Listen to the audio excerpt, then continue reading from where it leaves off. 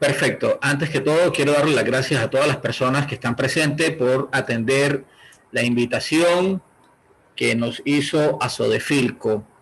El día de hoy tenemos, denme un segundito, les agradezco por favor que todos permanezcamos en silencio mientras empezamos la presentación. Ok, denme un segundo, dame un segundo, ya te habilito el micrófono, Jorge.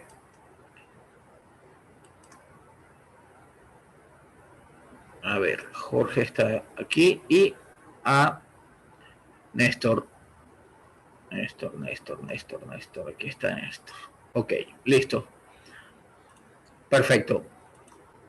Hoy tenemos, por supuesto, un invitado de lujo, como siempre, a nuestro gran amigo, al licenciado Jorge Castillo, mexicano de nacimiento, licenciado en Comercio Internacional, con licenciatura en el Instituto Tecnológico de Estudios Superiores de Monterrey, con posgrado en Hogeschool Economics and Business Administration en Ámsterdam, Holanda, filatelista desde los 6 años. Actualmente es propietario de la casa filatélica y de subastas Castle Rock Stamps, fundada en el 2000. Ha participado en múltiples convenciones, en las más importantes del mundo filatélico a nivel mundial, representando a América Latina. Es un estudioso de las técnicas y procesos de impresión y ha impartido cátedras y conferencias en diversos medios, radio, televisión, prensa e internet.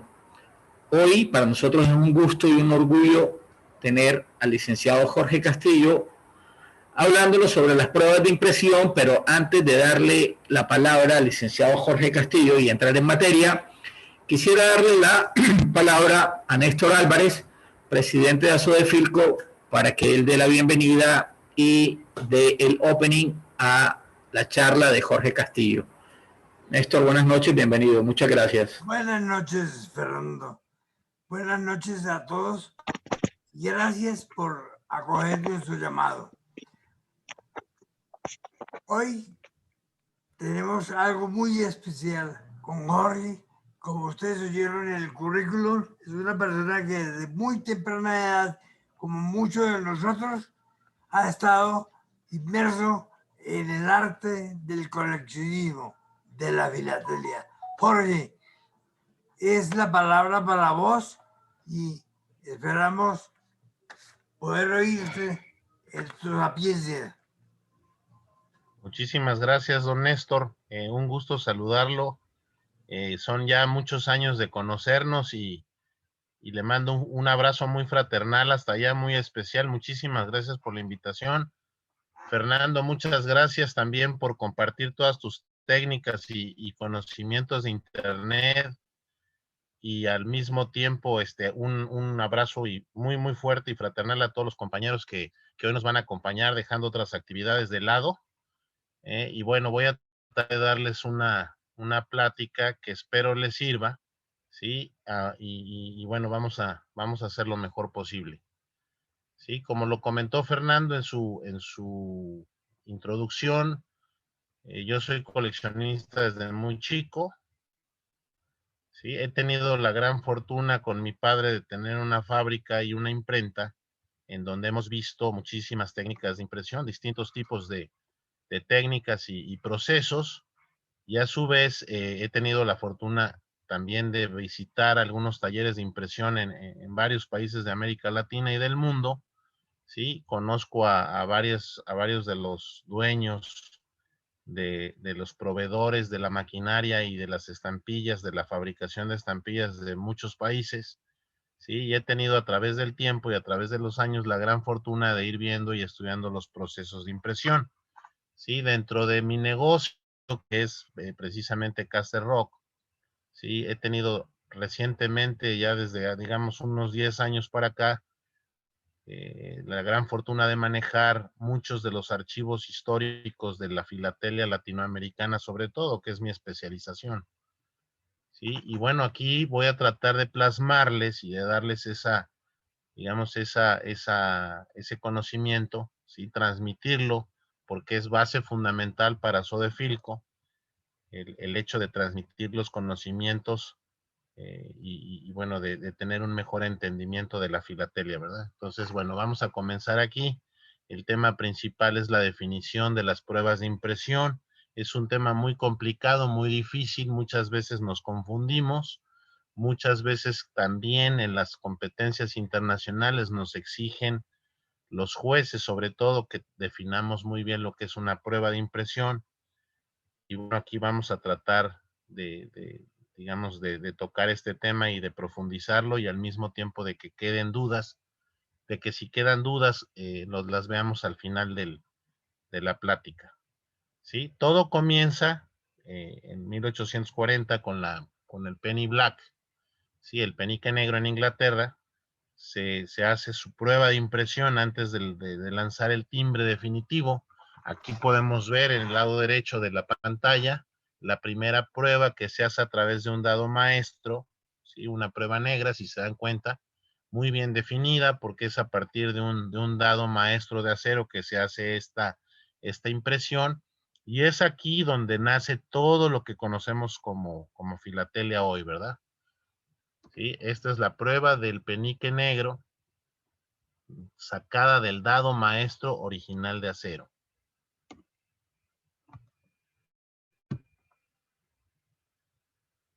Ahora, la definición, como todo en la vida, necesitamos ver y entender qué es una prueba de impresión. Bueno, la prueba de impresión es un término, ¿sí?, que se usa y se utilizan sobre todo los maestros impresores, los maestros de los talleres de imprenta, lo utilizan para describir una impresión definida, pero sobre todo definitiva, que se hace sobre un bloque de impresión o una placa, ¿sí? Digamos, hablamos de lo que es un bloque de impresión, bueno, no es otra cosa más que decir que es la impresión hecha en un papel, ¿sí? Como lo podemos ver en el lado izquierdo, ahí tenemos la primera prueba de impresión de un entero postal hecha en papel en 1898 para la Wells Fargo, que era una empresa de correos que transportaba correspondencia a lo largo y ancho del país e incluso Estados Unidos y Canadá, ¿sí? Y también estas mismas pruebas se definen en unas placas, que son las placas que pueden ver en el lado derecho, ¿sí? En algunos países le llaman cuño, en otros países le llaman dado, en otros países le llaman placa de acero, ¿sí? La verdad es de que el material es muy importante porque es definitivamente una parte muy importante del proceso de impresión, y aquí podemos ver lo que es la placa, que es parte y es definición total de lo que es una prueba de impresión. ¿Sí? Aquí podemos ver los dos materiales con los que se van a definir lo que son las pruebas de impresión. ¿Sí? En el caso de la filatelia, bueno, van muy de la mano porque prácticamente de las placas se hacen las pruebas ya en papel, ¿no?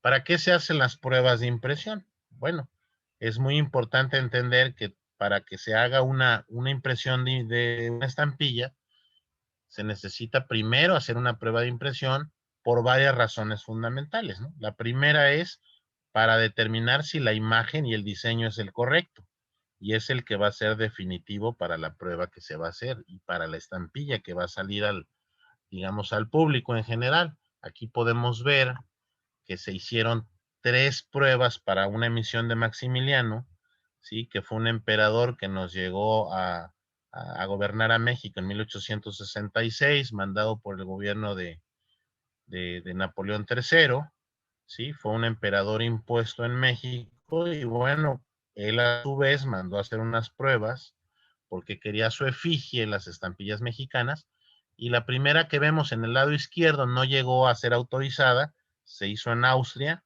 no procedió, y bueno, digamos, se descarta y se quedan como definitivas las del lado derecho, ¿sí? Las podemos ver ahí con colores, pero estos colores no son definitivos tampoco, pero sí el diseño, entonces ya es la prueba de impresión las del lado derecho, ¿sí? El lado izquierdo queda como un ensayo, pero las del lado derecho sí quedan como una prueba de impresión.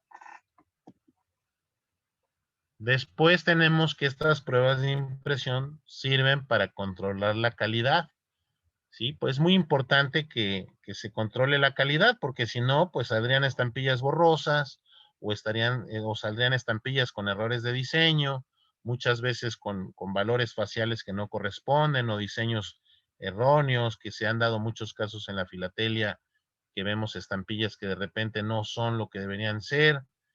Y bueno, para eso se hacen estas pruebas, para controlar la calidad de esa producción, cómo va a salir, y se hace desde 1840 este proceso y este control de calidad exhaustivo, ¿verdad? Aquí lo podemos ver con una estampilla de la República de España, ¿sí? Cómo hacen las anotaciones para precisamente definir tamaños, definir perforación, definir el diseño, si hay que agregar o quitar, y bueno, ahí podemos verlo claramente con las anotaciones que hacen los maestros de imprenta, ¿verdad? También se hace para comprobar la calidad de imagen, ¿sí? Una vez que se hace la prueba, los directores de correos, bueno, ven y definen si realmente todo está en orden, si la imagen está muy bien hecha, está muy bien definida, que no haya empastes o que no haya plastas de tinta en la definición de imagen, y es por eso que se sacan esas pruebas para antes de la impresión para poder comprobar la calidad de imagen. Sí, aquí podemos ver la estampilla de Andrés Bello que emite los correos de Ecuador.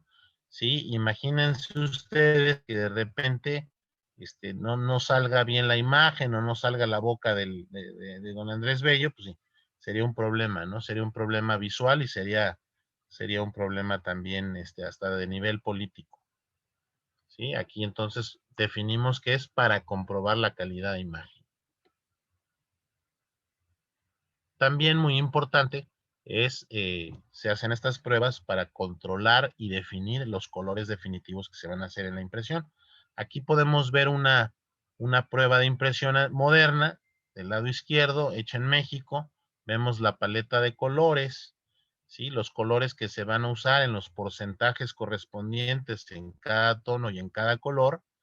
¿Sí? Y vemos que esta paleta en algunos países se le llama Pantone, en otros paleta, ¿sí? En otros regleta de colores, pero al final la combinación de todos esos colores nos van a dar en las máquinas la definición que se ve en la estampilla, ¿sí? En la cadena de las Américas fue un satélite que se lanzó y le dio abastecimiento en el 92 a muchos países del área, un satélite mexicano, y bueno, se emite la estampilla y a su vez se definen los colores a través de la paleta. En el caso del lado derecho es una estampilla de la Revolución Mexicana, se hace la prueba de impresión, que es la que están viendo aquí, definen que la imagen es correcta, todo el marco, la viñeta, el tamaño, todo es correcto, pero el color no gustó, y bueno, se cambia por un color azul que se convierte en el definitivo, ¿sí? Pero es precisamente también sirve esta prueba de color para definir el color que se va a utilizar.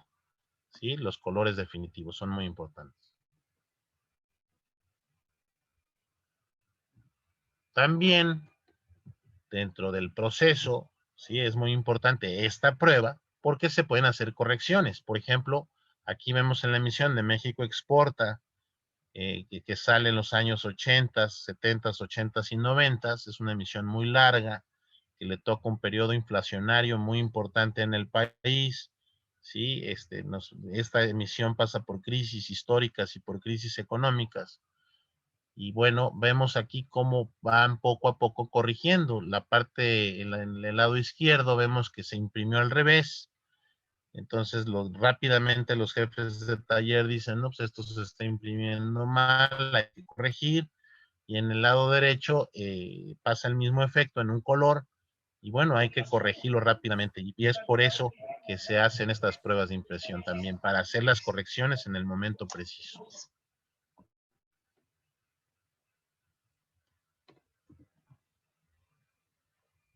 Muy bien, ahora siempre como en todo en la vida, pues hay un responsable, ¿no? ¿Quién va a ser el responsable de estas pruebas? ¿Sí? Mucha gente tiene la idea de que el responsable es el director general del correo, pero la realidad es que es más bien el director o gerente del taller. Por supuesto, ayudado ¿sí? Con los directores de filatelia, con los directores administrativos, con los gerentes de taller, incluso muchas veces hasta los prensistas, los maestros grabadores dan sus opiniones, pero siempre hay un responsable, que es el director de correos, ¿sí? Que como lo podemos ver aquí en esta emisión de Cuba, firma en la parte de abajo, autoriza la emisión. Esta es la emisión de Macedo, un héroe, un prócer de la patria en Cuba, ¿sí? Y bueno, es una emisión que sale en los años 50, en donde autoriza él los colores, en donde autoriza él la forma, el tamaño, todo queda autorizado. Y bueno, se ve ahí en la prueba, en el lado derecho, cómo firman y cómo se hace todo para que quede autorizado y se manda a la prensa y se saque la producción total, ¿no? Ahora bien, pasamos a un punto también muy importante, que es donde nos confundimos muchas veces y donde los jueces muchas veces nos quitan puntos también, ¿sí? A la hora de las competencias internacionales o nacionales, ¿sí? Y ahí es donde nosotros debemos de defender nuestras colecciones.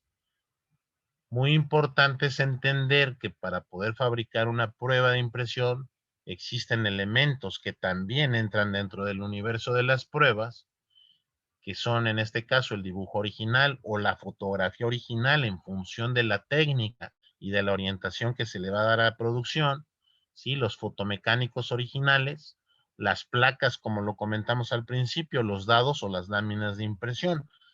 Todas digamos, estos pequeños pedacitos del proceso de producción entran dentro de la prueba de impresión y se pueden definir muy bien en las colecciones, puesto que la mayoría de las veces son autorizadas y además muy buscadas por los jueces, ¿sí? Aquí en el lado izquierdo podemos ver la fotografía original, ¿sí? Más bien en este caso sería el fotomecánico original de la serie de la Estatua de la Libertad de las Filipinas, ¿sí? Que es una misión en donde se reconoce, digamos, la victoria norteamericana en la Segunda Guerra Mundial y todo digamos, el proceso histórico de la entrega de la Estatua de la Libertad por parte de Francia y reconociendo la libertad del mundo, ¿sí? Se hace una serie de 3 valores en donde Filipinas conmemora precisamente esta libertad y los valores que representa de libertad, de derechos humanos,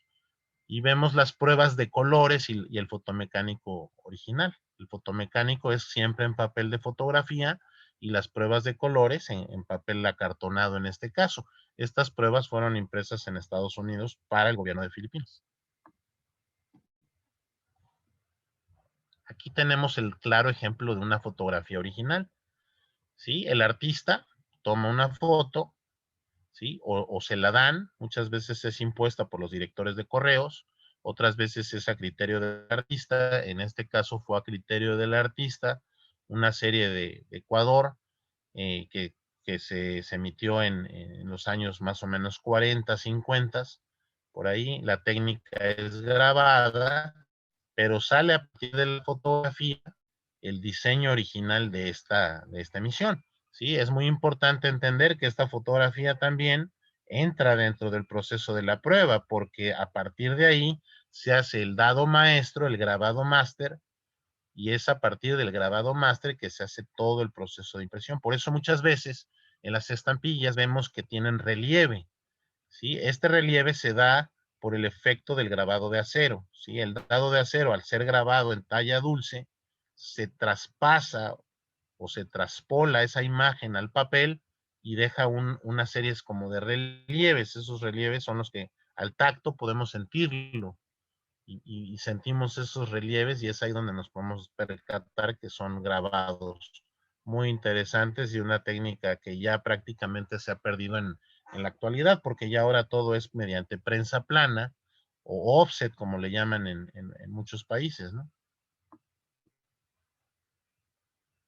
Aquí tenemos otro elemento muy importante, que es el dibujo o el boceto. Aquí tenemos el dibujo original, ¿sí? El diseño original que hace el artista, en este caso Rafael Davidson, un gran amigo mío y una bellísima persona, que hace el boceto original de la emisión de México Exporta, en este caso de los minerales, ¿sí? Le dice al correo, a los correos de México, bueno, aquí está el diseño, ¿qué hacemos? Y ya los correos de México deciden, bueno, si se hace o no se hace, lo que comentábamos hace ratito, ¿no? El director define si se va a hacer o no, o si hay algún cambio que hacer. Este es precisamente el dibujo o boceto. Sí, mucha gente se confunde, piensa que esto es un ensayo, pero no. El dibujo o el boceto, digamos que es la primera parte en donde se va a desarrollar todo ese proceso de impresión, ¿sí? Es la primera o digamos el primer punto para definir la impresión que se va a hacer. Aquí tenemos ese boceto. El fotomecánico que hablamos, ¿sí? Que no es otra cosa más que sacar un negativo de la imagen que se va a imprimir, ¿sí? Y ese negativo a su vez se va a volver positivo a la hora de que se va a volver a imprimir en papel. Por eso muchas veces vemos que la fotografía está al revés, ¿sí? El fotomecánico original está al revés de la impresión como tal, porque a la hora de que hace el efecto de la prensa plana, ¿sí? Va a quedar en espejo y a la hora de que baja y imprime en el papel, vamos a ver correctamente la impresión, ¿no? En la posición que debe de ir. Es un efecto que hace como de plancha, ¿sí? Si tienen dudas en esto, lo vemos si quieren al final. Analizamos más a detalle lo que es los procesos como tal de impresión.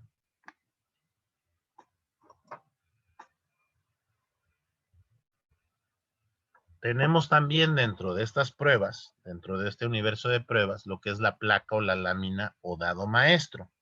¿Sí? La verdad es de que la mayoría de las veces nos confundimos y decimos, bueno, es que el dado maestro es uno, la placa es otro y la lámina es otro. Realmente es en la misma sección del proceso de la impresión van los tres. Lo que varía es en el tiempo. ¿Por qué? Porque al principio, en la historia de la filatelia, lo que se usaban pues eran los dados maestros. ¿Por qué? Porque no existía la técnica de impresión offset, todo era a través de tórculo o todo era a través de grabado, ¿sí? Entonces se usaban estos dados maestros para poder hacer el proceso de impresión en las estampillas, ¿sí? Habían dos técnicas que normalmente se usaban, una era la de tórculo, que no era más que otra cosa que meter una hoja digamos, en la mitad de un volantín y dos rodillos, y se hacía mediante darle vuelta al volante, pasaba, digamos, el volantín con el rodillo e imprimía la imagen, y la otra era como la técnica de Gutenberg, que donde se imprimían a través de matrices, en donde la matriz bajaba, imprimía, levantaba, volvía a bajar, volvía a imprimir, levantaba y así. ¿Sí? Todos estos procesos eran manuales, eran artesanales. Estamos hablando de los siglos XIX y principios del siglo XX en algunos países. Ya poco a poco fuimos entrando en una era de industrialización y se empiezan a imprimir mediante otro tipo de procesos. ¿Sí? Aquí vemos los dos, tanto el antiguo como el moderno. La serie de O'Higgins de Chile, que pertenece a la serie de la Independencia de 1910, ¿sí? Aquí vemos el dado maestro original, que es muy raro, muy caro también encontrarlo, pero que a partir de ese dado se hizo esa emisión. Aquí vemos el centro, que es precisamente la efigie de O'Higgins. ¿Sí? En el lado izquierdo vemos la lámina de impresión de una estampilla de personajes prehispánicos de México. ¿Sí? Si se pueden ustedes dar cuenta, la lámina está en negativo porque es lo que les explicaba. A la hora de que va a imprimir se va a volver la imagen correcta, que es el positivo. Aquí vemos la imagen del Xolotl fumándose un tabaco, ¿sí? Que era como, digamos, una deidad, una especie de dios para las culturas prehispánicas mexicanas. Y aquí podemos ver que se hace esta estampilla a través de esa lámina, ¿no? Estas láminas por lo general también son muy raras y es muy raro, muy complicado y muy difícil encontrarlas.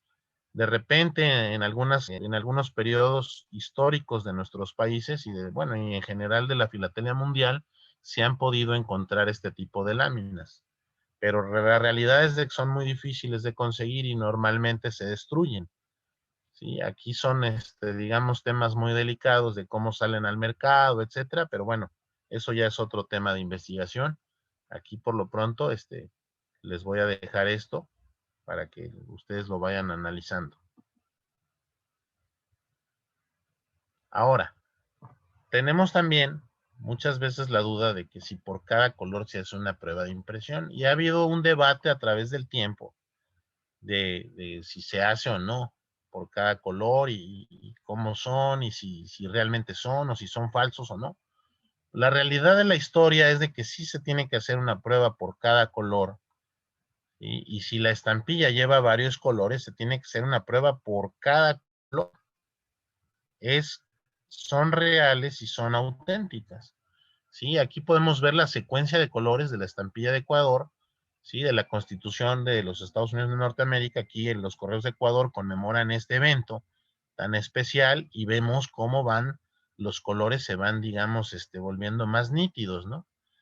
Va en una secuencia muy interesante, cómo se le van poniendo el rojo, los colores básicos, verde, azul, el amarillo, se van combinando hasta que llegamos a los marcos que son negros, ¿sí? Y es un tema también muy, muy especial porque como se tiene poca información, hay muchas dudas alrededor, ¿sí? Pero no hay que tener miedo, o sea, sí son reales, sí son pruebas reales que aunque no estén definidas las imágenes y nada más se vean parciales, son reales y son auténticas, entonces sí se pueden exhibir, ¿no? Es muchas veces en donde radica la duda del coleccionista. Y también, como les comentaba, en la de Ecuador, aquí podemos ver en la de Chile, ¿sí? Este es el barco de combate, el Esmeralda, de la Armada chilena, en donde podemos ver cómo hay precisamente las dos pruebas de color, ¿no? El negro, que es la parte interna de la estampilla, con en el lado derecho el marco en color café, ¿sí? Para cerrar y para completar esa estampilla, ¿no? Así queda la definitiva, como la ven en el lado derecho, ¿sí? Pero ambas pruebas se pueden exhibir sin ningún tipo de problema en una competencia internacional.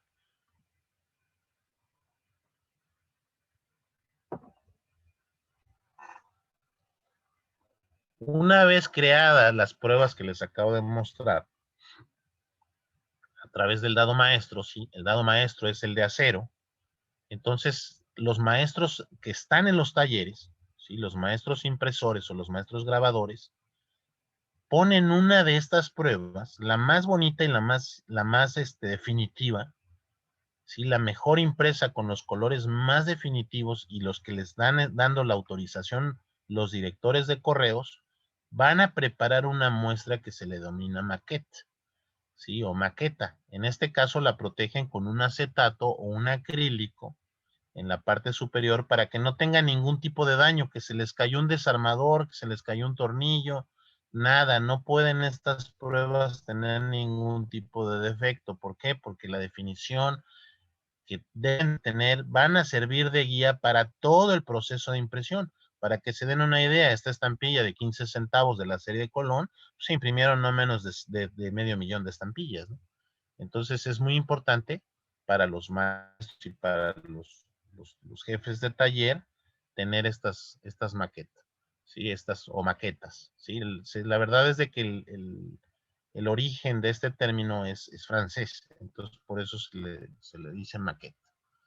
Sí, aquí lo vemos que es rarísima, es una prueba rarísima, es muy buscada por los coleccionistas sobre todo que coleccionan países, y la verdad es de que son poquísimas, porque nada más existen 2 o 3 en cada proceso de impresión, e imagínense ustedes lo que pudieron haber durado, ¿no? Son muy, muy, muy raras y por supuesto no hay de todas.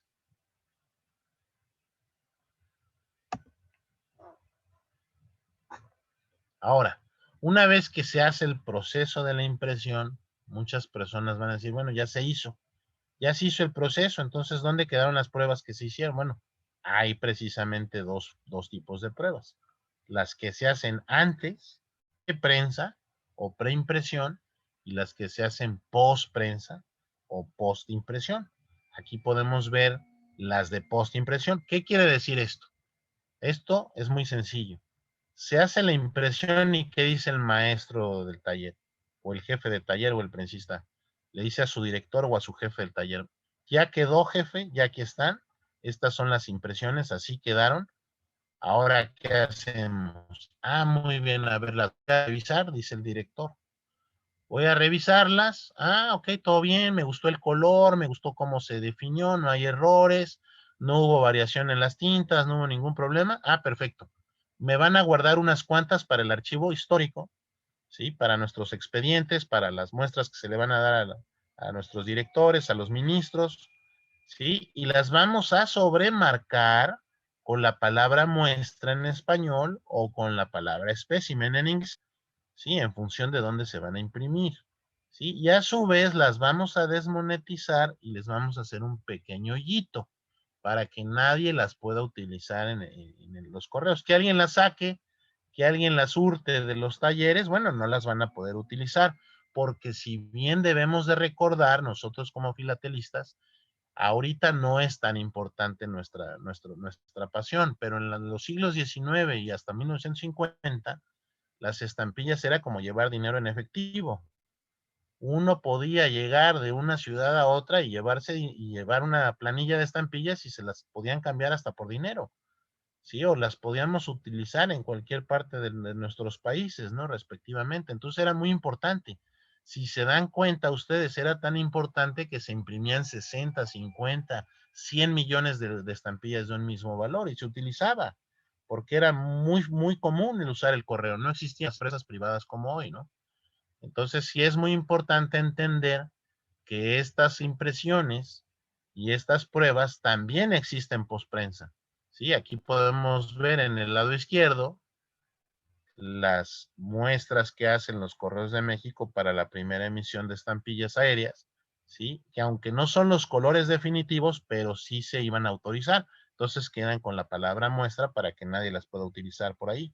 Y las del lado derecho, pues es una estampilla de Nicaragua, impresa por los norteamericanos de American Banknote, en donde la sobremarcan con la palabra espécimen para que llegue directamente al director de correos, la autorice y adelante, y procedan con la impresión.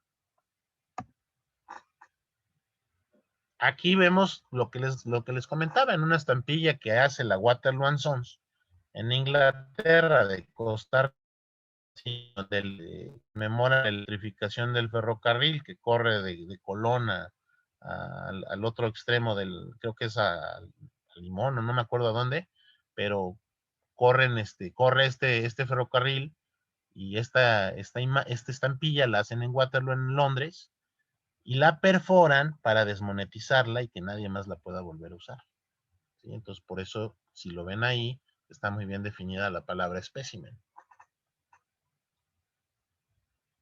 A estas pruebitas son muy, muy bonitas y muy buscadas también por los filatelistas. Se les denominan pruebas de troquel en español o punch proof en inglés.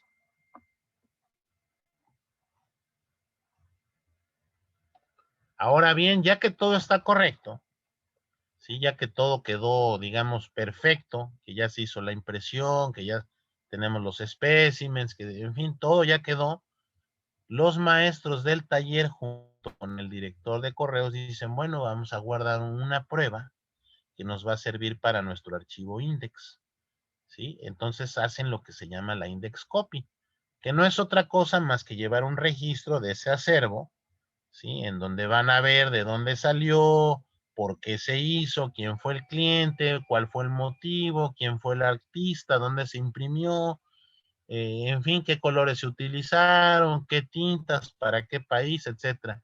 Aquí podemos ver la prueba índice de los correos de Ecuador, en donde conmemoran las Olimpiadas Bolivarianas, la primera Olimpiada Bolivariana, de hecho, ¿sí? Y aquí se ve la primera prueba con el número de registro, que es la 19532 de American Banknote, impresa para los correos de Ecuador, ¿sí? El folio lo pueden ver del lado derecho, que es el 10532. Y bueno, ya ven todas las características, etcétera, ¿sí? Pero esta prueba también entra dentro de nuestras colecciones.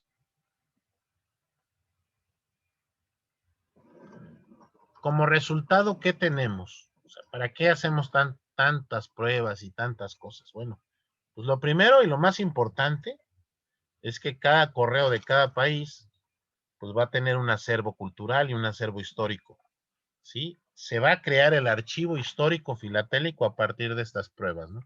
Este registro de pruebas es lo que va a determinar a lo largo del tiempo la importancia o no importancia filatélicamente hablando de un país, en el caso nuestro, pero en el caso de ellos, digamos, de los correos, pues es el registro de todos los valores que han hecho a través del tiempo, ¿sí? Porque estos son valores de Estado.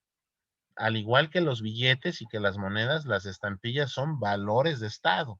Que ahora no tengan la importancia del pasado, bueno, eso es otra cosa.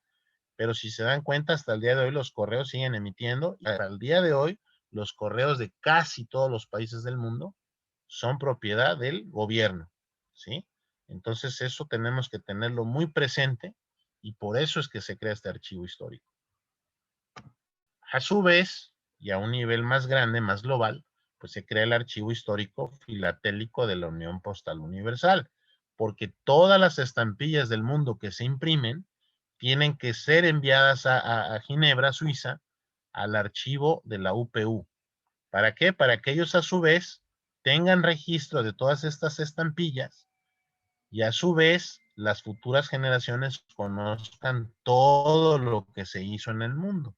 Sí, aquí podemos ver digamos, el registro que tiene la UPU en Berna de las estampillas mexicanas, de las meter stamps que le llaman, o los franqueos mecánicos, como se les denomina en español, y del lado derecho las estampillas de Guatemala, todos los espécimens que se hicieron durante los años 50 y 51, 52 y 53, ¿sí? Y aquí podemos ver cómo la Unión Postal Universal a su vez está haciendo una labor titánica para que todas estas pruebas queden en los acervos históricos mundiales. ¿Qué va a pasar? ¿Cuál es la consecuencia directa para nosotros?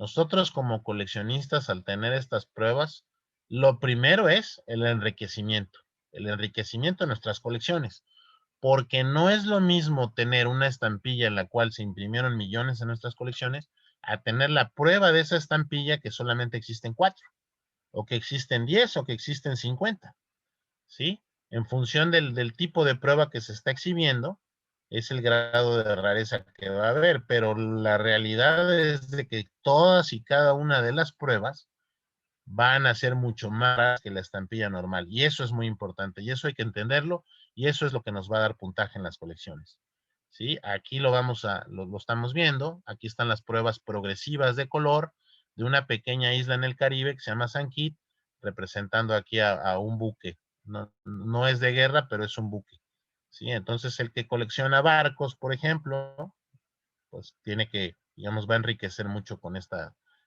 pruebas, esta secuencia de color. En inglés le llaman face proofs, ¿sí? Aquí vamos a alcanzar un gran nivel, al tener muchas más pruebas, pues vamos a ir alcanzando un gran nivel en nuestras colecciones nacionales, continentalmente hablando, y después, posteriormente, los oros grandes a nivel mundial. Son muy buscadas y siempre los jueces las van a pedir, ¿sí? Casi siempre en todas las colecciones, salvo en algunas clases competitivas, pero en la gran mayoría los jueces siempre van a buscar las pruebas. ¿Cómo saber dónde buscar referencias si es pruebas o no? ¿Sí? Porque pues yo les podré contar y yo les podré decir, pero la realidad es de que muchas veces pasan por nuestras manos cosas que nos dan los amigos, que nos vamos a un mercadillo o alguna convención filatélica y de repente, ¡zas!, aparecen unas estampillas y dicen espécimen, o dicen pruebas, o dicen muestras, o dicen, o están raras. ¿Dónde las podemos buscar? Bueno, muy importante los catálogos de pruebas altamente especializados, ¿sí? En estudios especializados, ¿sí? Aquí se los voy a ir enseñando. Por ejemplo, aquí hay catálogos especializados de pruebas que se conocen. Aquí están las de Cuba, un catálogo muy especializado de México. Yo obviamente por obvias razones y porque la primera charla que di de pruebas la di en México, bueno, puse mucho material de México. Desafortunadamente no pude poner más material de Colombia o Panamá, pero al igual que en México, que en Cuba, me imagino que existen catálogos altamente especializados en donde se pueden se pueden definir qué pruebas son. Y si no existiese ese catálogo, tenemos también catálogos de subastas altamente especializados, donde se pueden ver, digamos, las pruebas de cada país, de cada región. Sí, bueno, aquí vemos una publicación especializada que sacó el Museo de México, el Museo Filatélico, especializado en pruebas, ensayos y muestras de México, de todo el periodo histórico, desde que empezó la filatelia en México. Sí, es una obra titánica, acaba de salir, muy bonita, y bueno, tenemos eso también, ¿no? Tenemos también los catálogos de las subastas, que era lo que les explicaba. Sí, aquí podemos ver, vamos a suponer, en el caso de Colombia, bueno, se subastó todo el archivo completo de American Banknote en 1990 en la crisis San Robson Low. Sí, ahí se subastó Latin America, los países latinos, se subastaron todo prácticamente, y ese catálogo está muchas veces disponible en internet, o incluso creo que lo podemos buscar por Google, y ahí podemos ver y tener referencia de cuáles son las pruebas que se vendieron, ¿sí? Y todo lo que imprimió American Banknote. No quiere decir con esto que todo vaya a estar ahí, porque muchas cosas han salido posteriormente, pero la gran mayoría se puede encontrar, ¿sí? Y hay gente muy estudiosa y hay gente que ha coleccionado mucho cada país, que nos sirve de muchas veces de base y de referencia para nuestras colecciones. Entonces no tengamos miedo, no tengamos miedo cuando veamos pruebas y cuando veamos material que no conocemos, que no estamos muy seguros, porque seguramente vamos a encontrar la referencia en el internet. ¿Qué pasa con el mercado de pruebas? Porque mucha gente me dice, bueno, Jorge, ok, yo tengo montones de pruebas, pero ¿y esto qué? Pues muy bien, pues les digo, miren, la realidad es de que los últimos años, que el mercado se ha vuelto un mercado más maduro a nivel mundial, un mercado más demandante también, porque al entrar todo Asia como mercados emergentes económicamente hablando, esto ha creado una demanda muy fuerte de pruebas, porque a su vez son los asiáticos los que han traído a últimas fechas muchos más coleccionistas, ¿sí? Que el resto digamos, del planeta, ¿no? Entonces, al ser ellos un pueblo, digamos, mucho más en tamaño y en cantidad de personas, pues obviamente han traído mucho más filatelistas, esa es la realidad. Por ende, la demanda de las pruebas pues, ha ido creciendo. Por un lado. Por otro lado, tenemos muchos coleccionistas que antes solamente llevaban las estampillas tipo, ya se han dado a la labor y a la tarea de exhibir. Esto lo podemos ver en América Latina, ¿sí? Entonces, el mercado de pruebas ha ido creciendo porque la realidad es de que el mercado ha madurado, la gente tiene menos miedo, conoce mejor sus estampillas, conoce mejor lo que está haciendo, tiene más diálogo con los jueces, y eso ha traído como consecuencia directa, bueno, el incremento de la venta de pruebas, ¿sí? Y no es porque yo las venda o porque a mí me compren más, digo, independientemente que sí me compren más, pero la realidad es de que en las subastas y en las convenciones internacionales sí se ve un mayor movimiento de pruebas. Entonces aquí lo podemos ver en la gráfica, pues el precio es creciente, ¿no? Entonces también no tengamos miedo en ese sentido, porque lo raro siempre va a costar.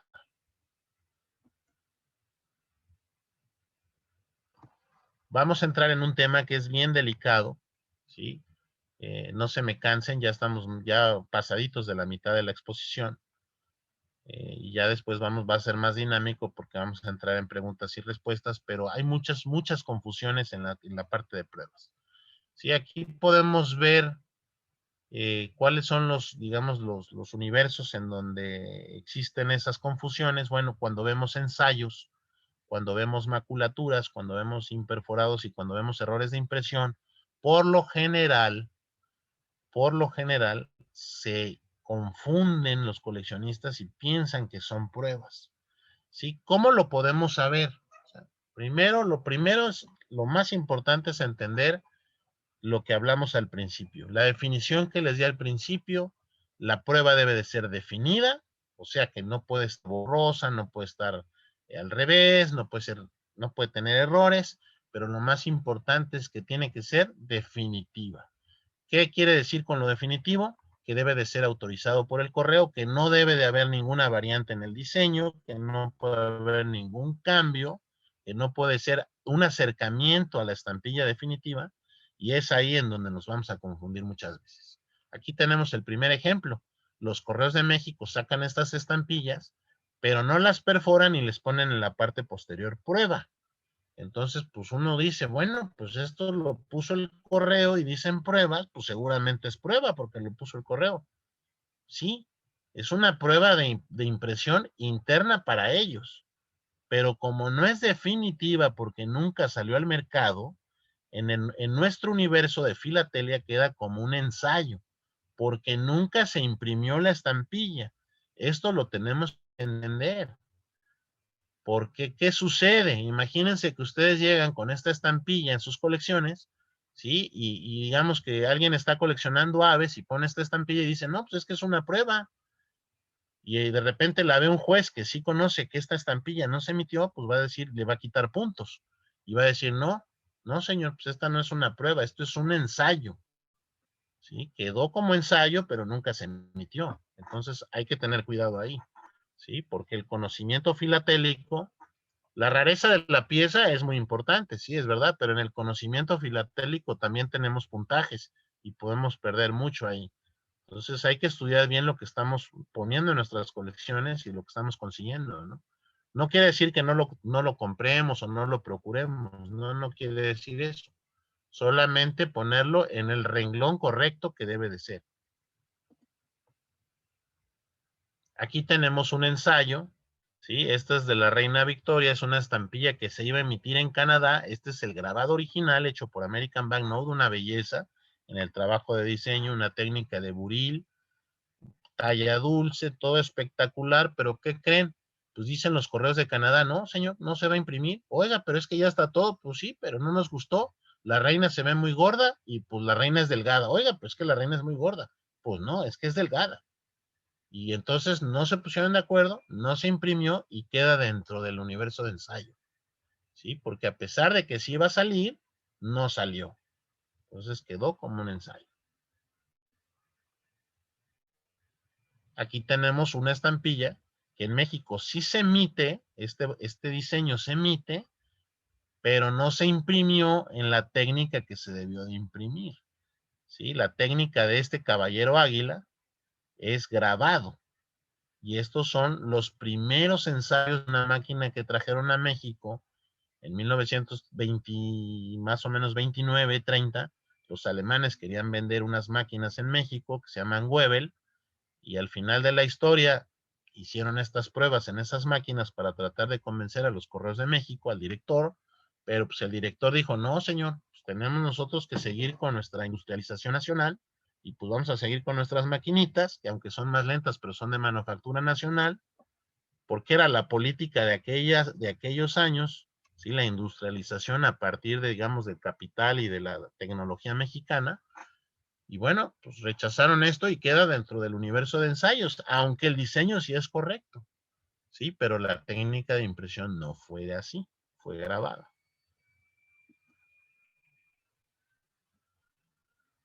Y aquí también otro error muy común que hacemos los filatelistas es decir que los imperforados son pruebas. Y no, sencillamente, pues fue un error de impresión en donde se les olvidó o se atoró la máquina o no se perforó y sale a la venta una estampilla sin la perforación, como lo vemos aquí, pero ¿cómo nos damos cuenta que no es una prueba? Porque abajo, no sé si se dan cuenta, tiene el número de serie. Y por otro lado, en el lado inferior de la hoja no aparece la paleta de colores. Entonces, ¿qué sucede? Pues que es un error, pero no es una prueba, es un error. Entonces, entra dentro de nuestras colecciones como un error. Y así hay que definirlo. Aquí lo vemos, otro error de impresión, la estampilla de México del Santo. En México hay una cultura muy fuerte alrededor de la lucha libre, ¿sí? Los enmascarados y que salvan digamos, a las personas buenas de los malos y infinidad de películas y es toda, digamos, se ha hecho toda una cultura alrededor de la lucha libre en México. Aquí emiten la estampilla del santo, que fue un superhéroe en los años 60, 70 allá en México. La emiten y bueno, pues sale sin número de control. Entonces, pues es un error, pero no es una prueba, ¿sí? Porque aquí se les, si la ven, está perforada, está definitiva, es una hoja muy bien definida, pero le faltó sencillamente el número, entonces pues no es una prueba, es un error. También tenemos otra falla constante en nuestro conocimiento, es que no sabemos ver cuáles son maculaturas. Aquí si se dan cuenta, pues estas podrían decir muchas personas, no, pues es que estos son pruebas de impresión. ¿Por qué? Porque pues, están los colores y no se ven bien, pero la realidad es de que sí están y no están. Pues no, porque si se dan cuenta ustedes, ahí es un revoltijo, es un caldo de colores, y por lo cual no hay definición, y una regla fundamental de la prueba de impresión es que deben de ser definidas y definitivas. Aquí no vemos la definición por ningún lado, ¿no? Entonces, ven en el lado izquierdo, si se dan cuenta, el amarillo está en un lado, la mariposa anda volando en el agua, otra mariposa ya se apachurró en el techo, el lado izquierdo igual, no está ni el número del valor facial, la palabra México está mal perforada, etcétera. Entonces no es prueba, sencillamente es una maculatura. Vamos a entrar rápidamente a otro tema, que es cuáles son las pruebas más buscadas y cotizadas para nuestras colecciones. Bueno, la primera y la más importante, American Banknote, ¿sí? Que la mayoría de nuestros países, por la doctrina Monroe que traían los americanos, a partir de su independencia y después de la guerra de secesión, tuvieron una política intervencionista en todos nuestros países. No la conocemos todos los países del área, ¿sí? En México la sufrió, vaya, en carne propia, 3 intervenciones, muchos muertos, etcétera. Pero es la realidad, es la política que traen los americanos de América para los americanos, pero refiriéndose a ellos y a sus industrias. Y bueno, como lo vimos tanto en la ganadería como en la agricultura, como en los recursos naturales, la filatelia no puede ser excepción. Y American Banknote, en su política de expansión y de intervención, consiguió muchos contratos, muchos forzados, otros no, para que pudieran hacer ellos las estampillas de nuestros países, ¿no? Todos los países del área, sin excepción, tienen estampillas del American Banknote, ¿sí? Después, como segunda opción, la Hamilton, ¿sí? La Hamilton Banknote con sede, me parece que en Ontario, California, tuvo también mucha influencia en el área. Ellos se dedicaron más a las estampillas fiscales, ¿sí? Pero igualmente también hicieron algunas estampillas postales, sobre todo para Sudamérica. No eran competencia de American Banknote, no tenían la capacidad de impresión, pero igualmente también fueron muy fuertes. En Inglaterra, la Waterloo and Sons, también los británicos pues, no querían dejar su legado, digamos, fuera del área latinoamericana, y también vinieron acá, hicieron muchas impresiones. Hay otra casa que es la Wilkinsons también, de Inglaterra, que también hizo ciertas cositas, Bradbury and Wilkinsons, pero no tuvieron tanta aceptación por los directores de los correos, aparte que la presión política con Norteamérica siempre estuvo ahí, entonces la intención siempre fue quedar bien con los americanos, ¿no? Y bueno, el resto, como todos conocemos, que ha habido a lo largo de la historia de nuestros países, mucho nacionalismo, mucha industria nacional, los talleres de impresión de valores, imprentas nacionales y casas de moneda, bueno, han también tenido la batuta, ¿no? En cuanto a la impresión de nuestras estampillas, ¿sí? Las primeras, como les enseñé, aquí tenemos la de American Banknote que hizo el gobierno de Juárez, ¿sí? Cuando Juárez sale huyendo en la intervención francesa, sale huyendo al norte del país, bueno, manda hacer en Monterrey unas estampillas para no quedar incomunicado y no dejar incomunicado al país, manda hacer unas estampillas de emergencia American Banknote, ¿sí? Y rápidamente se las entregan, muy bonitas, muy bien definidas, y son las primeras estampillas de American Banknote que se mandan a hacer en México. Aquí vemos una selección de American Banknote de varios países. La primera estampilla de Nicaragua, la primera de Costa Rica, no podía ser la excepción. Vemos Canadá, Estados Unidos, por supuesto, Newfoundland, en fin. Infinidad de países tuvieron los americanos influencia. Sí, las primeras estampillas de Costa Rica las hace American Banknote, al igual que las de Nicaragua. Digo, ahí podemos ver la potencia y digamos, la penetración que tenían los americanos ya desde aquella época en nuestro hemisferio, ¿no? Aquí tenemos los de Hamilton, ¿sí? En las estampillas fiscales, como les comentaba, bueno, ellos siempre estuvieron tratando de lograr contratos, muchas veces eran regionales, pero al final de la historia estaban ahí. Y aquí podemos ver con estas estampillas fiscales las pruebas de impresión que hicieron. Waterloo & Sons y Bradbury & Wilkinson del lado derecho, ¿sí? Los británicos también metiendo su influencia en América. Aquí vemos la serie de la Liberación Nacional de Costa Rica, una serie muy bonita y muy buscada, muy coleccionada, por cierto. Y del lado derecho, la serie de Independencia de México, que fue un contrato que se le otorgó a los británicos. Las imprentas nacionales, que siempre, como les comentaba, no pueden faltar en la historia de nuestros países. Siempre hay un punto en la historia en donde queremos industrializar a nuestras naciones. ¿Sí? Tal es el caso de México, tal es el caso de Cuba con su imprenta nacional, México con los talleres de impresión y estampillas y valores del país. ¿Sí? Aquí vemos cómo hacen sus pruebas, sus fotomecánicos y están haciendo sus pininos. La realidad es de que muchas de estas emisiones son bellísimas, muy bien definidas, y no le piden nada a los de American Banknote ni a los británicos. ¿Sí? Lástima que no haya habido una política, digamos, de permanencia para que todas nuestras estampillas se siguieran haciendo digamos, en las imprentas nacionales, pero bueno, pues es la historia que nos toca vivir, ¿no? Aquí están las casas de correos del Perú, también haciendo sus pruebas de dados, sus fotomecánicos, sus ensayos. Sí, la verdad es que es hermosísimo ver todo este universo de colores y de culturas y de pruebas y de papeles, y la verdad es que es toda una pasión. Yo llevo muchos años estudiando lo que es pruebas. Sí, me encanta, es fascinante. La verdad es de que no dejo de asombrarme de la maravilla de las técnicas que tenemos y que muchas veces a lo largo de la historia se ha improvisado tanto en nuestros países, en América Latina. Se han hecho emisiones, pero prácticamente hasta en papel de periódico, que la verdad es de que me asombra, ¿no? Me sigo asombrando cada vez que veo archivos grandes de pruebas y de material así. La terminología en general de pruebas, ¿sí?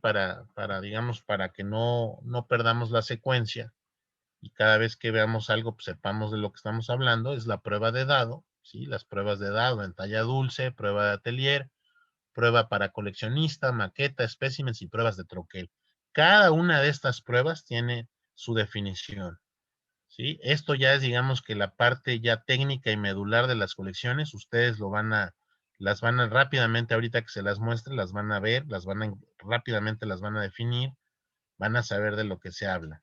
¿Sí? Aquí vemos la primera maquinita en la cual se imprimen las estampillas, un Tórculo del año 1856. La primera estampilla de México se hace en esta máquina de volante, y la verdad es de que, como lo pueden ver ahí, pues es muy rudimentario, muy artesanal. Eran maestros que tenían una precisión y una técnica con los dedos y con las manos que pues, hoy en día difícilmente con tanto celular y tanta computadora, ¿no? La podríamos tener. Pero para que se den idea, era un trabajo que era muy dedicado, tenía muchas horas, físicamente era agotador, y al final lo pueden ustedes ver reflejado en sus estampillas de cada país, sobre todo en la primera emisión de cada país, sí, de América Latina, lo pueden ver que es una belleza y una labor artesanal enorme. Aquí vemos la prueba de dado de talla dulce. Sí, es la prueba, como les dije, del dado máster de acero. Se imprime.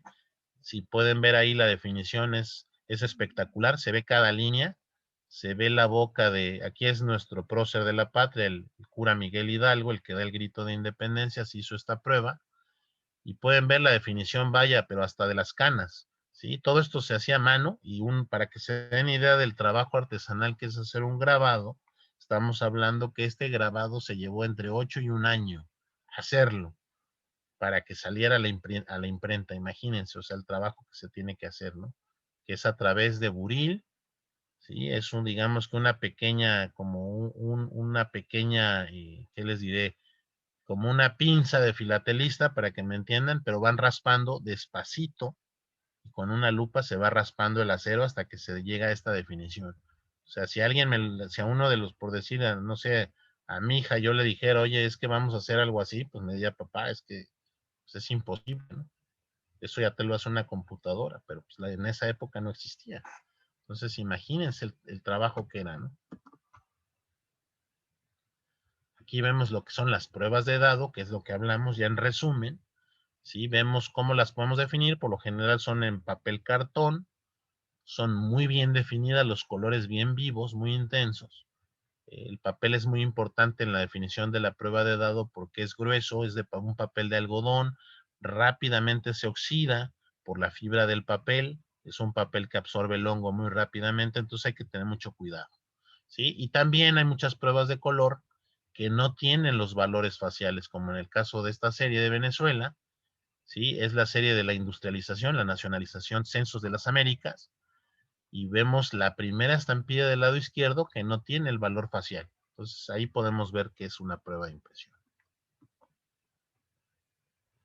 Las pruebas para los coleccionistas, bueno, pues esto como todo, ya saben, no faltan los países que quieren abusar o que dicen ya vieron el negocio. Entonces, ¿qué dicen los franceses, los suizos, los españoles? Dicen, vamos a hacer pruebas porque los coleccionistas están ávidas de ellos, ¿no? Entonces mandan a hacer 5 o 10 mil piezas que dicen, el del lado derecho tienen un pie de imprenta que dice Imprimerie France, que no es otra cosa más que la imprenta de Francia, y podemos definir que es una prueba hecha para coleccionistas porque tienen ese pie de imprenta. No les gustan a los jueces definitivamente porque está hecho a express de los coleccionistas. Y es como el sobre de primer día, como está hecho para los coleccionistas, no le gusta a los jueces en competencia este tipo de pruebas. Se ponen y se exhiben, pero no son no son muy del agrado del juez. Aquí tenemos una prueba de maqueta. Este es el de Justo Sierra, fue un maestro en México muy importante porque fue el que dictaminó la política educativa en los años 50 a partir de la industrialización de México. Y bueno, aquí vemos la prueba de maqueta de esta estampilla, que esta sí es muy buscada y esta sí es muy reconocida por los jueces.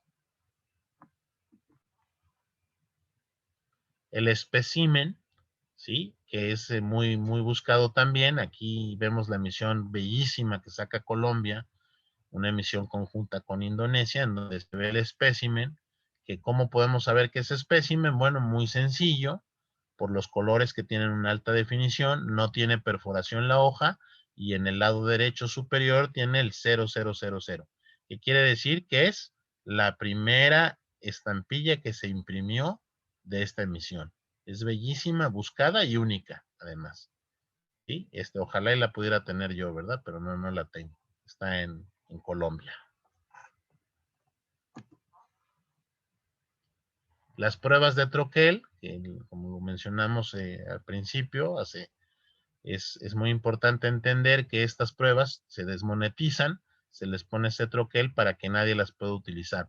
Porque si bien es cierto, aquí estamos viendo la serie de Goya, que en el mercado actual tendrá un valor de 200 euros, pero en aquella época, cuando se hicieron estas estampillas, 10 pesetas era mucho dinero, ¿eh? Y créanme que cuando les digo mucho dinero, es mucho dinero, porque para que se den una idea, un mesero digamos, un campesino en España ganaba una peseta al mes. Entonces aquí estamos hablando de 10 pesetas. Pues era un dineral. Entonces era muy, digamos que muy apetitoso para alguien, pues, extraer este tipo de cosas, ¿no? Y aquí está la prueba del taller o de atelier firmada por el diseñador. En la parte francesa, en la parte europea, este tipo de pruebas son hechas por los diseñadores, son autorizadas por ellos, definen, los diseñadores son muy tomados en cuenta en el proceso de impresión y definen sus pruebas como, pues firmándolas. En este caso, la de Mónaco, esta prueba de Mónaco, ¿sí? Vemos la firma del diseñador del lado derecho, en donde está avalando que es una prueba del taller.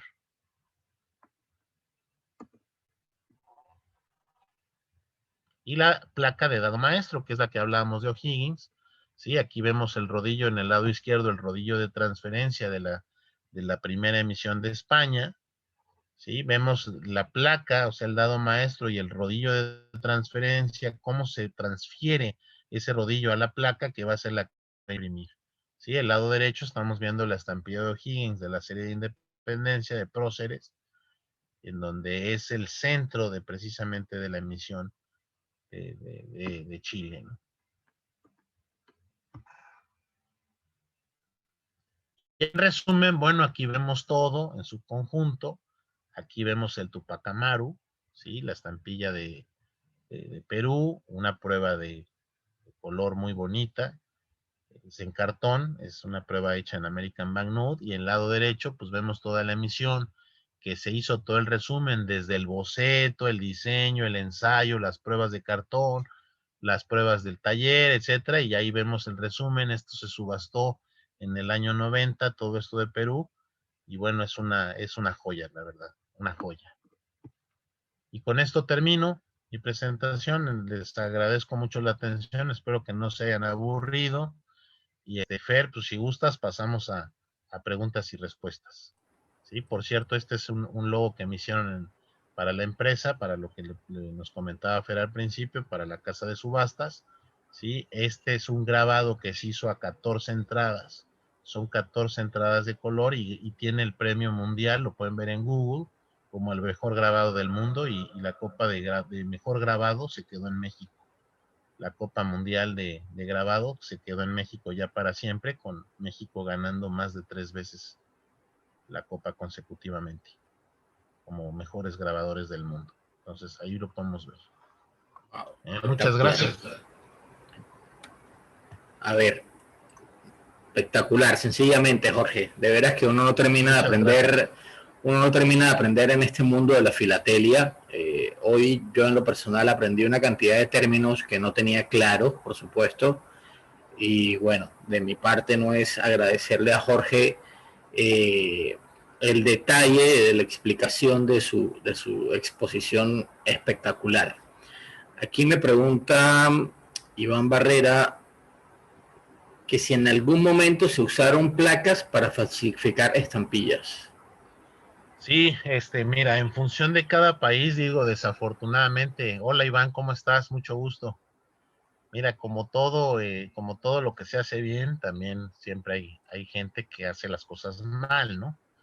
Y muchas veces por desconocimiento, muchas veces por falta de prevención o falta de proceso, ¿sí? En muchos países las placas no se destruyeron. Entonces, ¿qué sucede? Bueno, con esas placas, o muchas veces se negociaron incluso a través de los correos, ¿no? Entonces, con esas placas sí, efectivamente, se han hecho reproducciones y se hicieron reproducciones. Digo, en el caso de México tenemos ejemplos muy notorios cuando las placas de impresión de las estampillas mexicanas aparecen en una casa en Texas. Sí, digo, ¿qué tenían que hacer ahí, no? Pero pues aparecieron y cuentan la historia y las leyendas que las primeras falsificaciones de estampillas mexicanas de la primera emisión, bueno, se ven y aparecen en Texas, ¿no? Y bueno, a partir de ahí una cantidad de reproducciones. Lo mismo pasa en Chile, que bueno, los correos negociaron con el doctor Han, y el doctor Han, bueno, pues hizo sus reimpresiones, que por cierto están muy bonitas y muy bien definidas, pero que es también un universo de coleccionismo, ¿no? El coleccionar las reproducciones del doctor Han, y muchas veces alcanzan unos precios increíbles en subastas, ¿no? Y es así. Hay digamos, lo bueno y lo malo. ¿Cómo nosotros nos podemos salvar? Bueno, pues con conocimiento, no hay más, ¿no? Que es lo que hablábamos al principio del la charla, ¿no? El tratar de conocer, el entender más nuestras filatelias de cada país, pues nos va a dar, yo creo que esa pauta para que no nos den gato por liebre, ¿no? Sí, el hecho de que muchas de estas pruebas están documentadas, pues nos ayuda muchísimo. Por otro lado, hay grandes empresas que nos pueden en un momento dado emitir certificados, ¿no? Pero pues bueno, aquí ese es el punto, Iván. O sea, no vamos a encontrar el hilo negro, ya está definido. Sí hay, hasta modernas, ¿no? De repente me he encontrado cosas que tú dices, wow, ¿cómo lo hicieron, no? Pues hasta por computadora, me he encontrado estampillas hechas hasta por computadora, que tienen una definición impresionante y que luego hasta las engoman y todo, y sí parecen que son originales, pues no son. Entonces sí hay ese tema, ¿no? Y en pruebas hay que tener cuidado, aunque la verdad, Iván, en las pruebas hasta 1950, pues es muy difícil porque eran técnicas de grabado. Entonces ya con el grabado, ya el falsificador, pues ya como que se retracta, ¿no? Porque dice, no, espérate, es mucho trabajo, ¿no?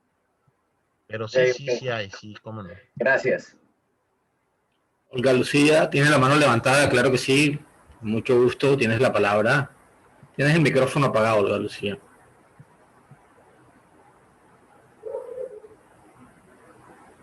Gracias por darme la oportunidad de hacer la pregunta. Tengo varias preguntas por hacer. Entre ellas es si de una placa de impresión, a ver, hay cierta cantidad de estampillas que define el correo para ser emitidas, ¿sí?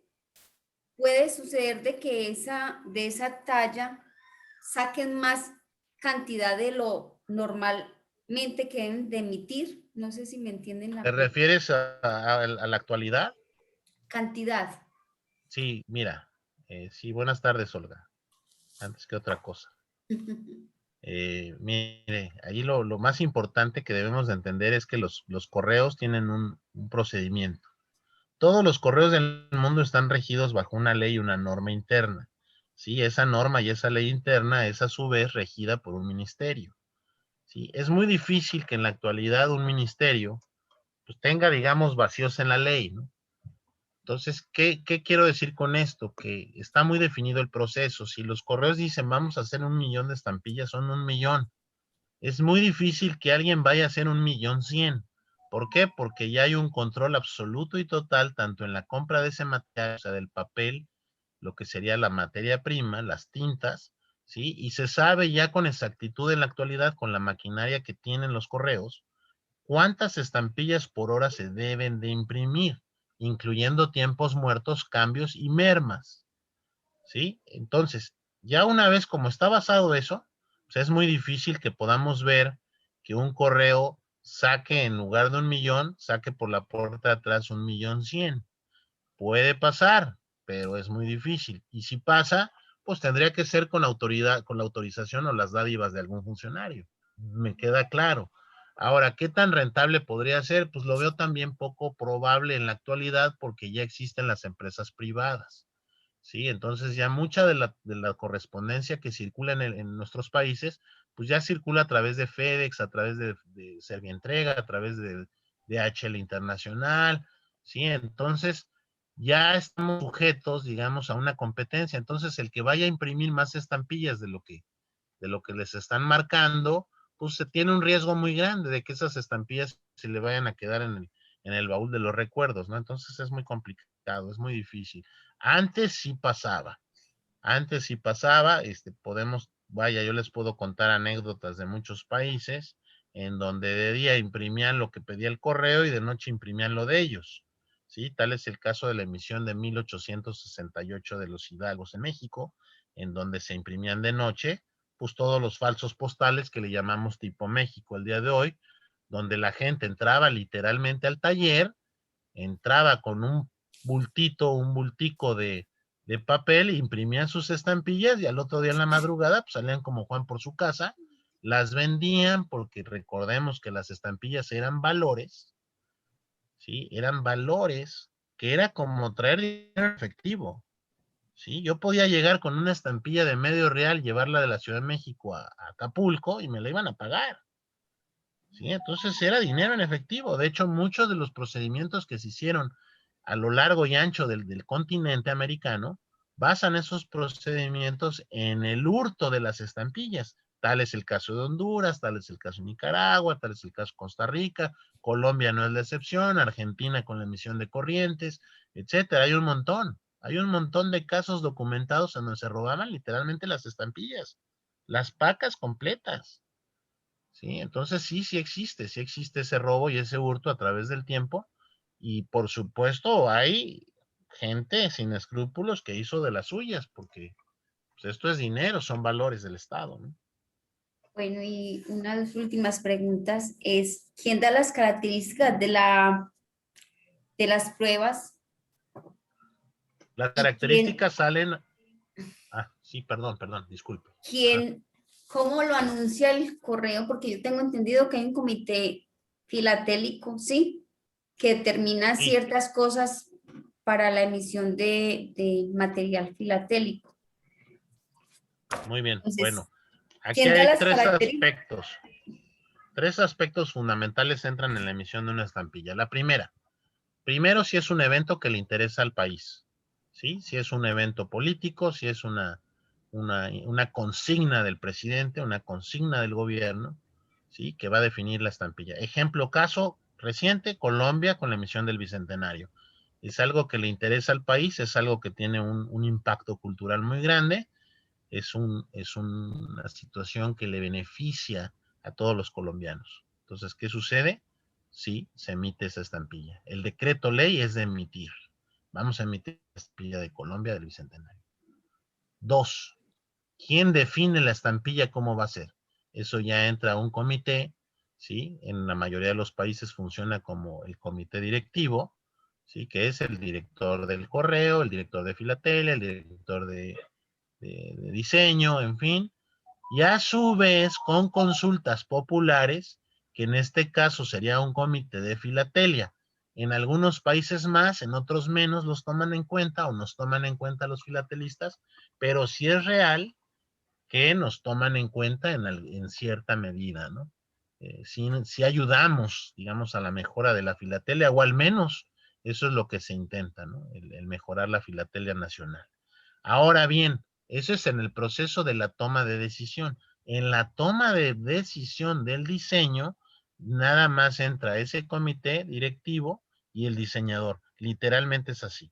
O sea, sí, el filatelista puede decir, oiga, sí, mire, es que nos gustan las banderas, sí, es que nos gustan los caballos, bla, bla, bla.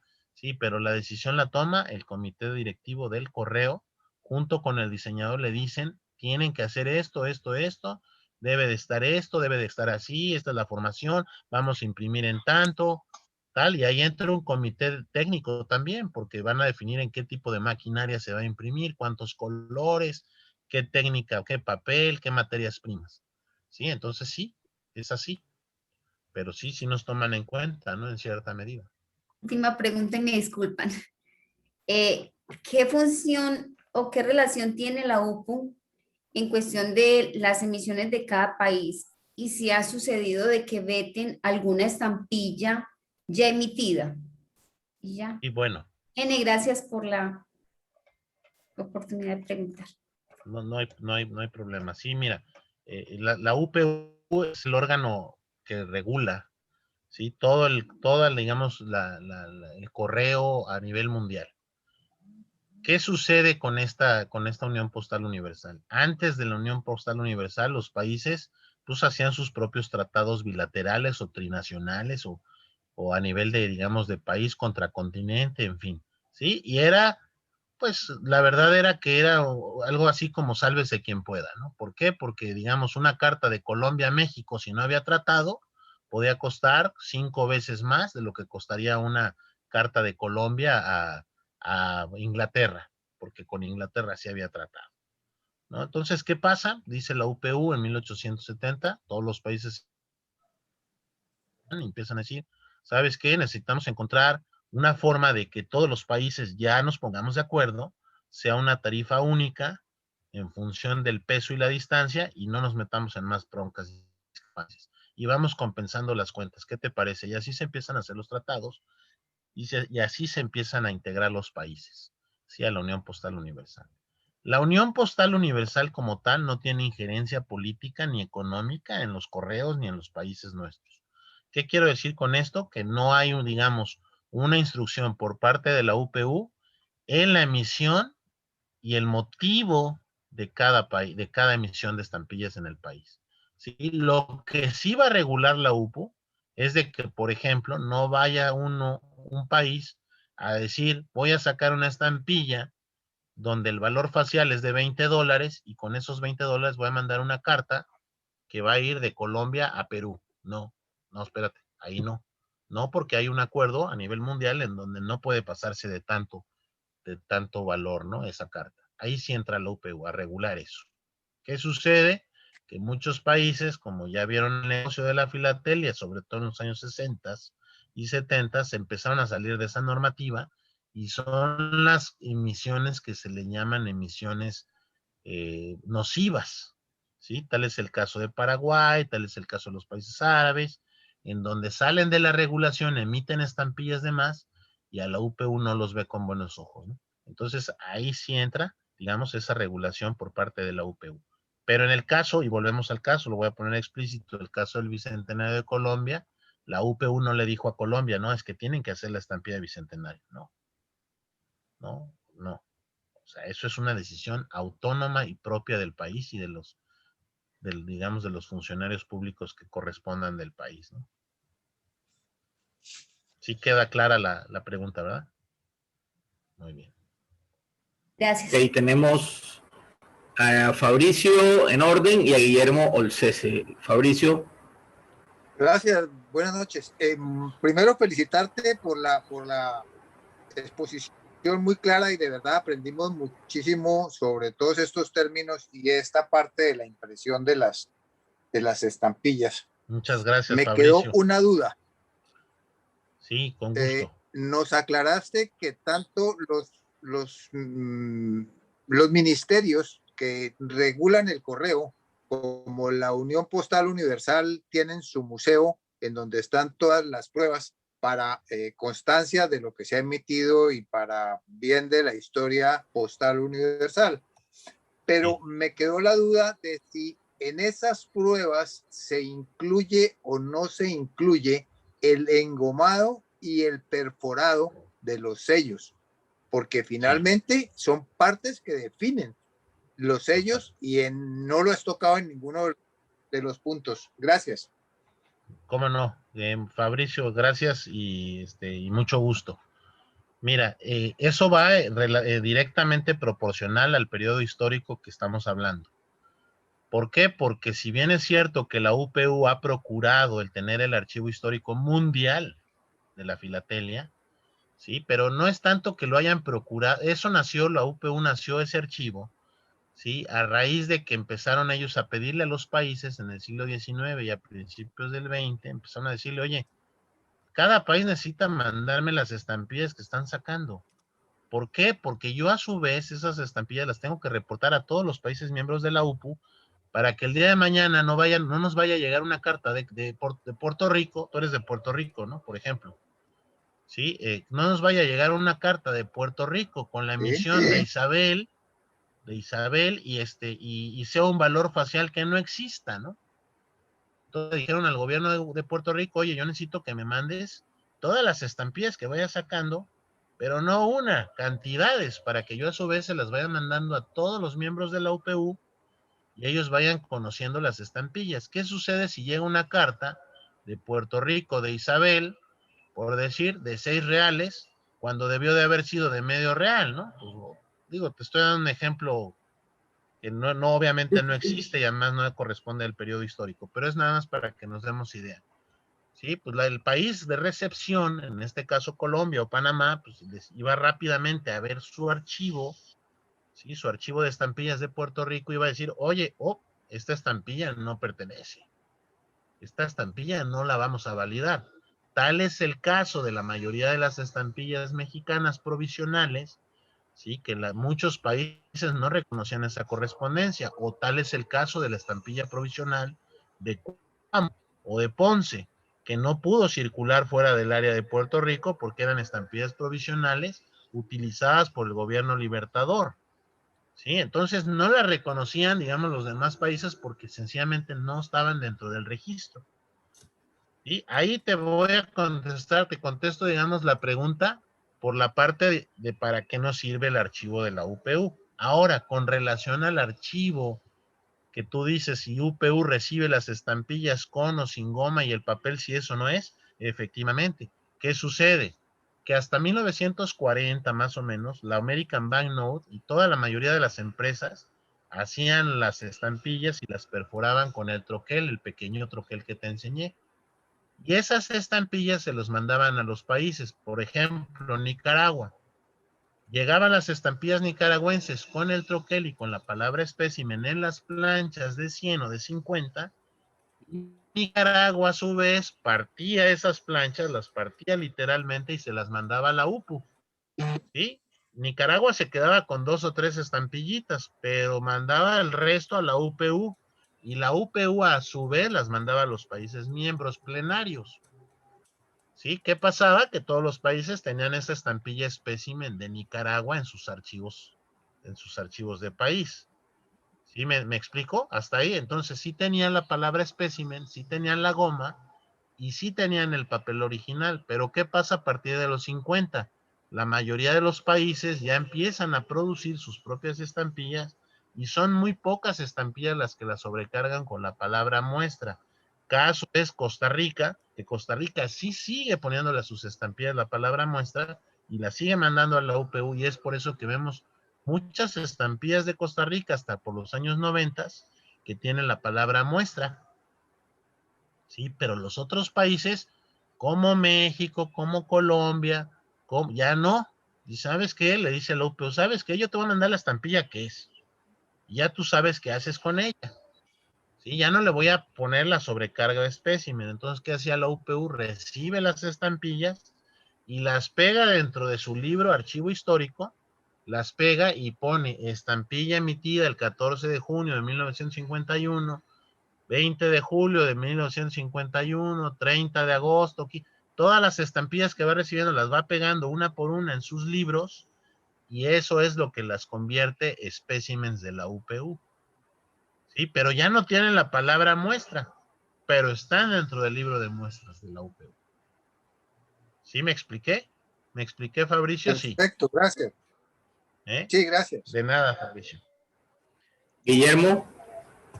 Sí, buenas noches, gracias. Bueno, en primer lugar, Jorge, quería agradecerte por la presentación realmente muy instructiva y motivadora. Tengo Gracias, dos Guillermo. preguntas para hacerte. Una en relación al archivo de la UPU. Quería preguntarte si tienes idea si se puede acceder a ese archivo o se puede visitar ese archivo como para realizar algún tipo de investigación en relación a justamente los espécimens o muestras que se han generado en cada país. Esa es una pregunta. Y la segunda pregunta está asociada un poco con las estampillas ya más modernas, digamos, de la década de 1960, 1970, 1980, donde se utilizaban sistemas de impresión ya más modernos, como hueco grabado o fotograbado. En ese caso, ¿qué puede ser considerado prueba de impresión o prueba de color? Muy bien. Ok, bueno, te contesto la primera. La UPU, hasta donde entiendo, sí, no da, bueno, ahora con COVID menos, pero en general no da acceso a sus archivos. Sí, por un lado. Por otro lado, a fechas recientes, muchos de los archivos de la UPU de distintos países, sobre todo del área de Portugal, ¿sí? Han salido sus archivos al mercado, han salido sus archivos en venta. ¿Sí? No quiere decir con esto que es la UPU de Berna, pero sí, tarde que temprano van a salir. ¿Por qué? Porque al final de la historia es algo obsoleto para ellos, que ya no tiene funcionalidad, y por otro lado, porque les genera un espacio terrible y tremendo, ¿no? Imagínate un montón de libros ahí, con todas las pruebas de todos los países del mundo, pues es demasiado espacio, ¿no? Entonces, la política actual a nivel mundial, pues es de reducción, ¿sí? De oficinas más pequeñas, minimalistas, y bueno, pues la verdad es esa, es que están reduciendo espacios, Sí, entonces es complicado. Yo conozco solamente 2 personas que han tenido acceso a UPU, ¿sí? Y no precisamente han sido filatelistas, han sido funcionarios públicos, ¿sí? Directamente relacionados al correo, y bueno, no te podría responder si sí o si no, porque la verdad es algo que en estos momentos yo no te podría responder, ¿no? Ujú. Y no me quiero comprometer a decirte sí, sí, y al rato vas y no te dejan entrar, ¿no? Entonces, no podría definírtelo en estos momentos. Lo que sí me podría comprometer es a investigártelo, ¿sí? Si en un momento dado digamos, no sé, tuvieran alguna guía o algún tour guiado, no sé, ¿no? Pero aquí estamos tratando de valores. Yo te puedo decir en el caso de muchos países del área que ha sido muy difícil para mí entrar a sus talleres, sí he podido entrar a varios. He tenido la gran fortuna de tener buenos amigos ahí que además confían en que pues, no me voy a llevar nada, ¿no? Porque además pues, está súper vigilado y hay cámaras y hay un montón de controles, ¿no? Pero, pero bueno, sí existe, o sea, sí existen esos archivos. Ahora, eso es con relación a la pregunta número 1 de la UPU. Con relación a la pregunta número 2, que es digamos, uno de los puntos medulares, ¿no? Y donde hay muchísimas dudas. ¿Cómo podemos saber si son pruebas o no? Bueno, lo primero y lo más importante es entender si la prueba va a ser definitiva y definida, ¿sí? ¿Qué es lo que hablamos? Si la prueba, vamos a poner, no sé, ¿tu nacionalidad cuál es? Guillermo, Argentina. Ok, bueno, en Argentina tenemos una gama y un universo enorme de pruebas y de imperforados y de cosas preciosas, la verdad que se han dado a través de la historia, ¿sí? La mayoría de las veces que yo veo en los años 60 y 70, pues son imperforados, ¿sí? No podemos definir que son pruebas porque realmente no lo conocemos si sean o no pruebas. Ujú. La lógica nos indica, la lógica nos indicaría, más bien, nos indicaría que sí podrían entrar dentro de un universo de pruebas porque cumplen con las dos funciones o con los dos, digamos, con los dos temas que tocamos al principio, ¿no? Las dos definiciones, que sean definidas, pero más importante, definitivas, ¿sí? Ahora bien, ¿qué sucede? Tenemos la serie de las ballenas en Argentina de los años Ujú. 60. Y si te das cuenta en esa serie de las ballenas, pues hay una gama de colores enormes, ¿sí? Entonces, ¿qué podemos definir ahí? ¿Serán pruebas de color o no? Yo desde mi punto de vista y desde mi perspectiva, sí. ¿Por qué? Porque cumplen la función, las dos funciones, definida y definitiva. Cumplen con el valor facial que es, cumplen con la imagen definitiva que es, y más importante aún, cumplen con la goma y el papel que sí son. Ujú. Entonces sí entran dentro de mi perspectiva, dentro del universo de pruebas. ¿Sí? Ahora, otros te van a decir, oye, pero es que esas ballenas también están como que desfasadas y como que están medias borrosas, y entonces esas para mí ya no son pruebas, esas para mí ya son maculaturas, ¿sí? Son desperdicios que estaban en las imprentas y que algún vivillo, que no falta, pues la sacó. Y la sacó, a lo mejor venían revueltas, pruebas y no pruebas, como es el caso de las estampillas españolas de 1898, ¿sí? Lo que le llaman los Amadeos. Los Amadeos, si te das cuenta y los puedes ver muchísimo en internet, pues venían en bloques preciosos y todos sin definir y todos encimados y tal, y de repente ves unos que no, que están muy bien definidos. Los que están muy bien definidos son las pruebas, pero y los que no están definidos, los que están todos amontonados, unos encima de otros, pues esas son maculaturas. Las Ujú. maculaturas son igual a los desperdicios, ¿sí? Caso de Argentina muy especial, para mí sí son pruebas. Sí, pero también al mismo tiempo muchos te los pueden tomar como imperforados.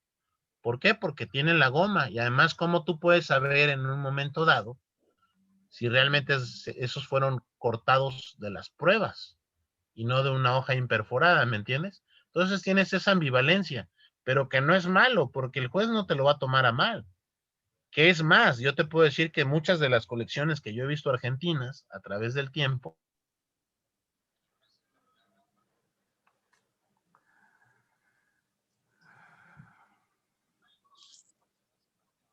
Jorge, ¿te fue? Lo perdimos, me parece, sí. Congeló.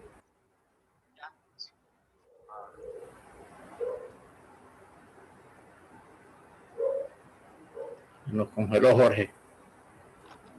Congeló.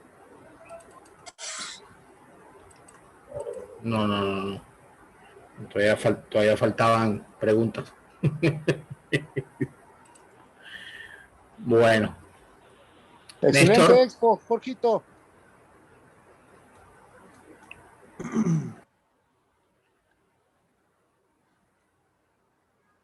Bueno, Néstor, si quieres, cerramos. Sí, se nos fue Jorge. Creo que no sé si va a tratar de entrar otra vez, pero igual. Bueno, de mi parte, Néstor, no sé si tienes algo más que agregar. No, agradecerle muy fraternalmente. La conferencia fue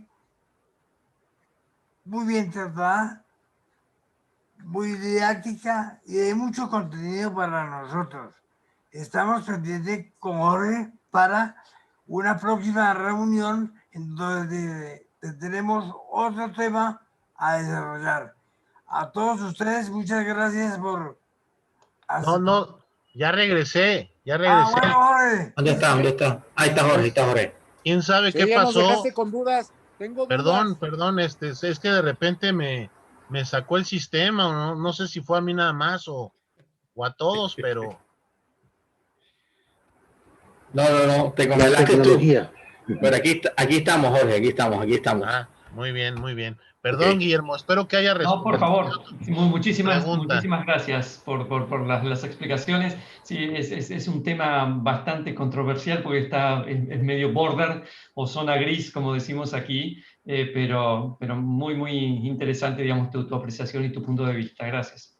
Si tú tuvieras acceso a, digamos, alguna información un poco más profunda, por ejemplo, el poder analizar los bordes de las hojas, de todas esas, digamos, impresiones de esos años, de los 60, podríamos tener mucho mayor definición si es una prueba o no. ¿Sí? Si podemos ver las guías de corte, si tienen números de control, si no los tienen, ahí vamos a definir muchas cosas. Si fueron hechas a propósito, si no lo fueron, porque hay también esa controversia. Yo en Argentina he tenido muchas pláticas alrededor de ese tema, de que hay gente que dice que fueron hechas a propósito, ¿sí? Que habían gente y que las sacaban, ¿sí? No que salieran ilegal, sino que las hacían a propósito imperforadas, ¿no? Pero el hecho de que las hayan hecho a propósito imperforadas, pero si no en un momento dado, pues están en el mercado, están en la calle, pues son pruebas. ¿Sí? O sea, no porque lo hayan hecho de manera dolosa quiere decir que no son. O sea, estamos dentro, como tú dices, dentro de esa área gris. Perfecto. Muchísimas gracias, Jorge. De nada, Guillermo. ¿Alguien más? Por favor. Por ahí alguien levantó la mano, ¿no? Jorge, yo fui. Ah, sí, Roberto. Hola, buenas noches a todos. Buenas noches, Disculpa, Roberto. quisiera que me pudieras definir dos conceptos: nomenclatura y prueba de troquel. Ok, sí. La maculatura. Maculatura, Roberto, es Pero todo maculatura. Sí, maculatura. Maculatura. Mira, maculatura, una manera fácil y rápida de entenderlo, es todo aquel desperdicio, ¿sí? De una imprenta, ¿sí? Todo lo que se desperdicia, eso es una maculatura. Ok. ¿Sí? ¿Y cuál es el otro término? Prueba de troquel. Prueba de troquel es cuando ves una estampilla que tiene la palabra espécimen y un hoyito en cualquier parte de la estampilla, esa es una prueba de troquel. Ok. Sí, te felicito. Muchas felicidades, ¿eh? Gracias, Roberto. Sigo a tus órdenes, ¿eh? Gracias.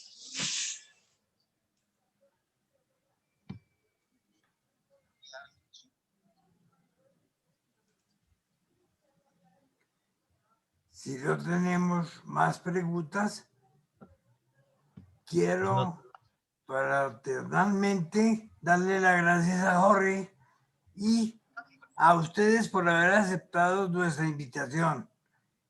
Próximamente estaremos enviando un nuevo live para la conferencia siguiente. Muchas gracias, Jorge.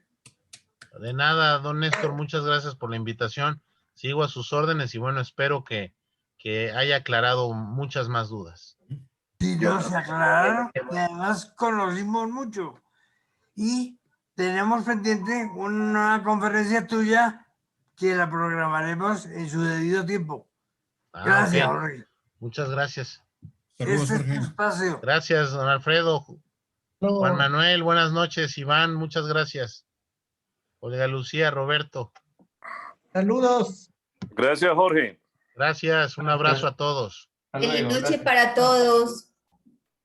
Muchas felicidades, Jorge. Desde acá, desde Texcoco. Excelente exposición. Gracias, Abes.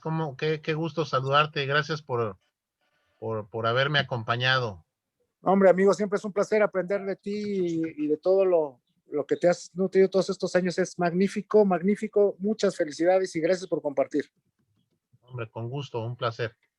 Muchas felicidades, Jorge. Muy bonita presentación. Gracias, Ernesto. Un abrazo hasta México. Muchas gracias, igualmente. Un abrazo. Oh.